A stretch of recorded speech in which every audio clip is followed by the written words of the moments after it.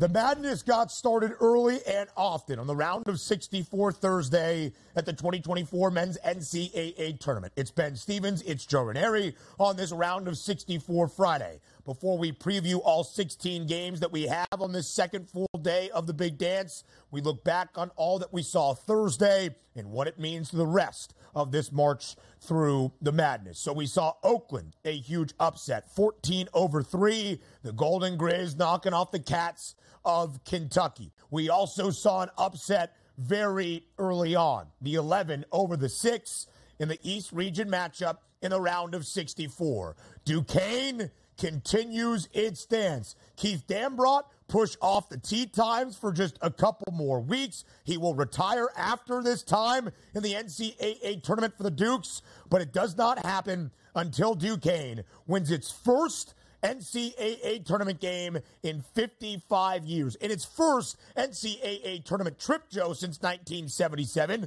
the Dukes have won their first game in the big dance since 1969, 71, 67. And it wasn't a fluke. Duquesne was really in control and in front for the entirety of those 40 minutes yesterday in Omaha. The Dukes win outright over BYU as a 9.5-point pregame underdog. Yeah, so, it's interesting, Ben, because take the names away, right? Styles make fights. And the athleticism of Duquesne was clearly on display yesterday against a BYU team that had no second pitch. It was fastball, hence three-point shooting for BYU. But what did you have, BYU, when the three-point shots weren't dropping? What you had is a whole lot of stick in the muds, and the athleticism of Duquesne ran circles around you and ultimately ended up beating you because you couldn't make the threes and had no second pitch. Yeah. You have to be able to win in the tournament when you don't have your best stuff. And BYU had no answer for Duquesne. What stood out to me, Joe, is that when BYU started to make their rally late in the first half, certainly down the stretch in the second half, led by Jackson Robinson off the bench, he had a career or season best, 25 points, 5 triples. They got nothing out of one of their best bigs in Ali Khalifa yesterday, and I mean nothing.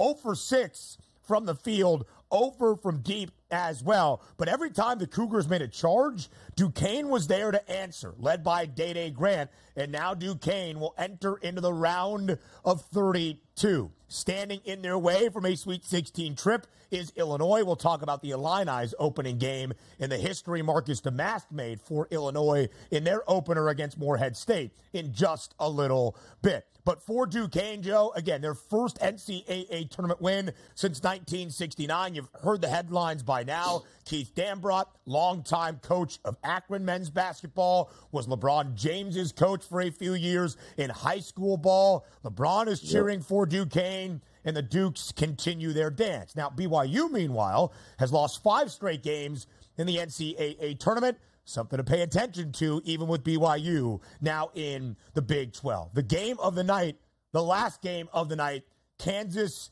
and Samford. The Jayhawks without Kevin McCullough Jr. for the entirety of this NCAA tournament. The big man, Hunter Dickinson, a hefty wrap on his right shoulder, clearly not 100%. He had 19 points and 20 rebounds last night. But the story of the game was Sanford, down by as many as 22 points, making a rally late. They play with such a pace. They are the 8th best three-point shooting team in the country, and that's how the Bulldogs got back into the basketball game. But in the final minutes, Nicholas Timberlake and KU break the press. On the other side, Sanford's A.J. Staten-McCray makes one of the best chase down blocks you will ever see. Pure execution, does not hit the body, and gets a whole lot of the basketball. The referee was out of position, blew a whistle when a whistle should not have been blown. I think it was pretty clear. Normally, Joe, there's some people on Twitter, on social media that say, you don't know what you're talking about. That was a clear foul. Everybody was in agreement that Samford got hosed, and because of it, Kansas holds on to win 93-89. The Jayhawks victorious in the round of 64. However, Samford covers as a 7.5-point underdog. Yeah, and by the way, had they not called the foul, Sanford would have had absolute numbers going the other way in transition and probably would have scored, and we have a different game. Like we said, an extra 2 minutes in that game, and Kansas runs out of steam. And that was the handicap, right? Would Kansas have enough to be able to put away Samford early where they couldn't come back? Because Samford is a team, Ben, that you know this. They run 10, 11 deep. They're rotating guys in and out. They're athletic guys in and out. They can all score. They can all run. They shoot threes. That is a team that was very, very dangerous. But you knew when McCullers was ruled out, you were going to get huge efforts by the Jayhawks to step up here when their star player wasn't available to them, right? Dickinson comes back. He absolutely dominates. They did enough early to get the benefit of the doubt late. That's what happens when you play against Kansas. If that was reversed, there would not have been a whistle if it was Sanford going up and it was a Kansas player that came from behind and blocked it. That is the reality of March Madness, and that is Kansas basketball. It was last night. The Jayhawks victorious. They get Gonzaga now in the round of 32. The Zags a 4.5-point favorite. We'll talk about that matchup and how the Bulldogs got there, that being Gonzaga, in just a moment. But one of the best players in the SoCon all year long, Achor. He made play after play for Sanford. He wasn't fully healthy, but the Bulldogs have pace, and they almost pulled off the upset. Again, down by as many as 22 points. It would have matched the largest come-from-behind victory the second largest come-from-behind victory in the history of the NCAA tournament. It comes up just short on a very questionable foul call in the final 30 seconds. One of the largest comebacks in the history of the Big Dance did happen in the round of 64. Dayton ties the fifth largest comeback in the history of the NCAA tournament, down by as many as 17 points. But not down by 17 points, Joe, with 10 minutes left in the opening half. Down by 17 points with 7 minutes and 14 seconds remaining in regulation. The four larger comebacks than Dayton were all in the single digits in terms of that margin in the final 8 minutes of the game. So Dayton pulled off the impossible last night over Nevada. 63-60. The Flyers continue their dance into the round of 32. They closed as a slight 1.5 underdog, even money plus 100 on that money line.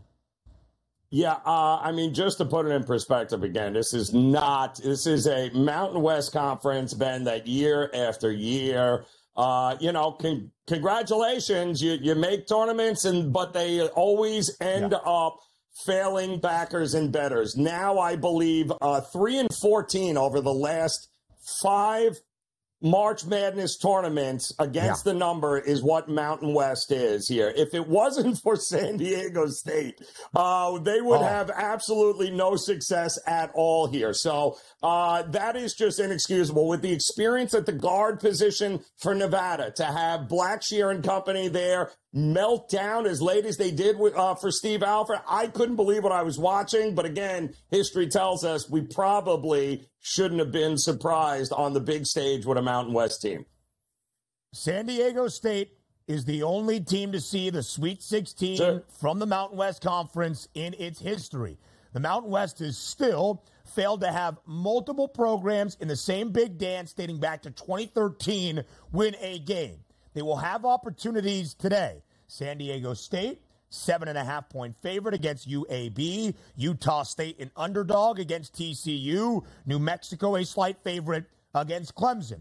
But some of those Mountain West narratives might start to rear their ugly head once again. What a game it was, by the way, for second-team All-American Deron Holmes for Dayton. 18 points, 9 rebounds. What a game it was for Jermaine Couisnard for Oregon. A huge 40-point performance as the Ducks blitz the Gamecocks 87-73. And what made it even better, for Couisnard, he spent the first 3 years of his college career in Columbia as a member of South Carolina men's basketball. In fact, Joe, the 40-point performance from Couisnard is the first 40-point game from a player on a double-digit seeded team, Oregon, the 11th seed that we have seen in the history of the Big Dance. He went nuclear yesterday, and Oregon continues its run after a Pac-12 tournament title. Dana Altman and the Ducks, 15-7 in their 8 trips to the Big Dance in the last 11 years. Ben, it's hilarious. It's so Dana Altman. The numbers are staggering with how good he has been over the years at Oregon and really in his coaching career, where come postseason, come March, his teams are always playing their best basketball. That is what made Oregon very dangerous to me in brackets. It's what makes them very dangerous moving forward here. This is a team that has a 7-footer going to the NBA. They have shooters, and more importantly, they have confidence now, Ben, and that makes them extremely dangerous with Dana Altman at the helm. 87-73. That's a total of 160. The pregame total 135.5. It flies over. The Ducks over in 6 of their last 8 games. And speaking of Dana Altman, 14 years now in Eugene, but the Wilbur, Nebraska native started really where he became a coaching legend at Creighton. 16 seasons for the Blue Jays. Who does Oregon get in the round of 32 on Saturday? That would be Creighton. What a rematch that is going to be. The Dana Altman revenge game, potentially. We'll continue to go around the round of 64. Rapid fire whip around from the opening day of the Big Dance comes your way next. You're on SportsGrid. With pace like Sanford trying to make a comeback against Kansas, we whip around the final games for the round of 64, the opening 16 matchups that we had on the first full day of the 2024 men's NCAA tournament. And it was pretty easy last night for Gonzaga. Everybody looked at McNeese, who won 30 games under Will Wade, in that 12-5 potential upset spot to maybe give the Zags and Mark Few a tough time. Nope.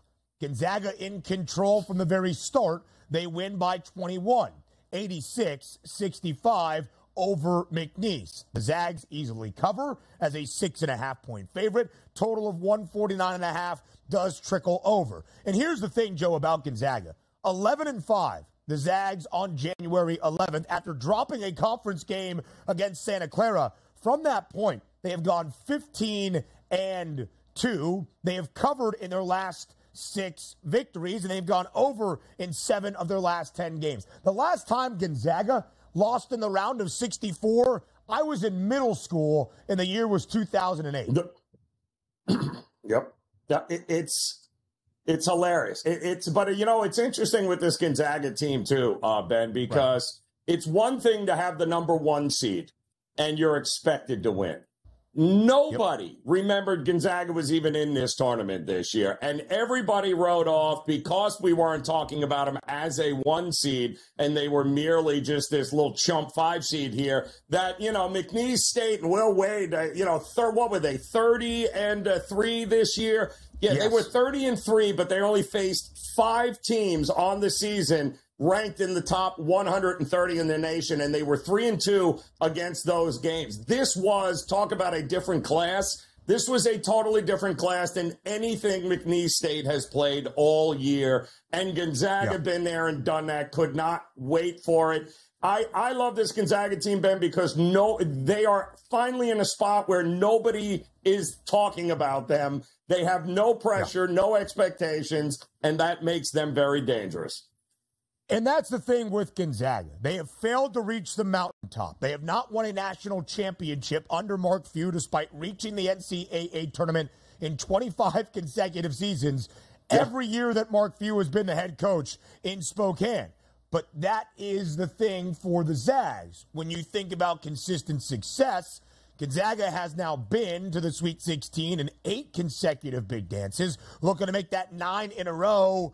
The Zags an early 4.5-point favorite against Kansas. Ooh. And if last night was any indication, it should be a win for Gonzaga. Of course, we will see what happens in the round of 32 on Saturday. So that was easy for Gonzaga. We expected it to be relatively easy for North Carolina, the only one of the 1 seeds out of the 4 in action yesterday. UNC taking on a depleted Wagner team. All shout-outs to Donald Copeland and the Seahawks, who have been playing with 7 scholarship players since the end of December. But it came up short yesterday against North Carolina. UNC wins big, 90-62. They cover as a 24.5-point favorite. North Carolina has been booked as a 20-plus point favorite 5 times this year, now 4-1 against the spread. Yeah, and that was the sweat, really. I mean, if you had North Carolina and you laid it, give Wagner credit. They were pretty good there for a little while, at least kept it within the number. And then eventually, I mean, listen, it was like watching a varsity team take on a JV team. It was the size difference there, Ben, was ridiculous here. The athleticism was ridiculous. But, hey, listen, we've seen that situation before, and the bigger, better, faster team not always win. UNC handled business, and they move on. But kudos to Wagner for showing some fight there at the end. Wagner had a historic season. They won 3 games on the road in the NEC tournament. They picked up their first ever NCAA tournament win in Dayton on the first night of the first 4, but they come up short. If you are a North Carolina backer, you loved what you saw yesterday out of the 2 premier players for UNC. R.J. Davis, 22 points, the first team All-American. And Armando Bacot hasn't been all that great statistically this year for the Heels, but 20 points, 15 boards yesterday against Wagner. North Carolina is the 1 seed in the West region, but Arizona is the 2 seed. They have a better price to win a national championship. They are the favorites to reach the Final Four out of the West. And Arizona won by 20 yesterday against Long Beach State, ending what was one of the best stories of the past week in college basketball, in all of sports.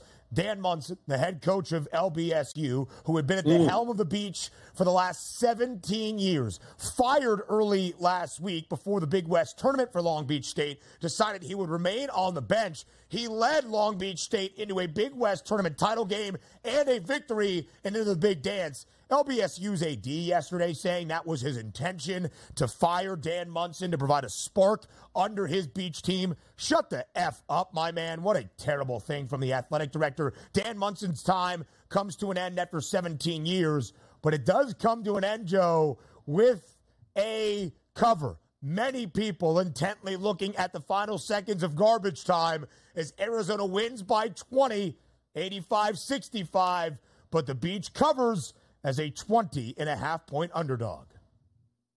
Yeah, that was kind of ballsy of a AD to go to the podium and take partial credit, saying that it was his plan the whole time to fire him before the conference tournament in an effort to inspire them. We're talking about a coach, by the way, that's been around before this guy was even born. So we've got, it's very interesting, the approach they went to there. The guy was a legend. And listen, they were never going to beat Arizona. Let's be realistic here. But they did go a great effort. And more importantly, Ben, like you said, they covered, which, that's what it's really all about from our perspective there. Not great for Arizona backers, who I know a few were screaming and yelling at the end of that game, and how they didn't make a final bucket there and get the cover. But still, great coach there in Monson, and he will ride off into retirement as well, I think is what he said he's going to do.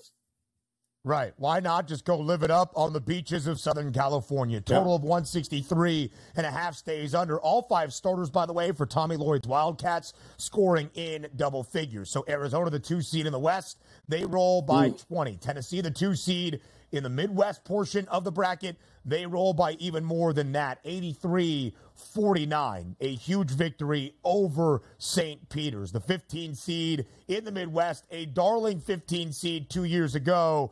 Not going to be the same story this year. Tennessee wins by 34 points. They cover as a 21.5-point favorite.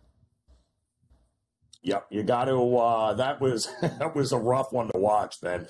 You kind of had a feeling this was, of all the double-digit 20-plus favorites that we had yesterday, a handful we had, that Tennessee was in the best spot to be able to cover that thing going away, simply because St. Peter's, listen, I mean, kudos, guys, for winning, the MAC there and getting to this point. But they don't have any offense. So if they were going to lose by 30, it was probably one of the safer laying 20-plus points of the day yesterday.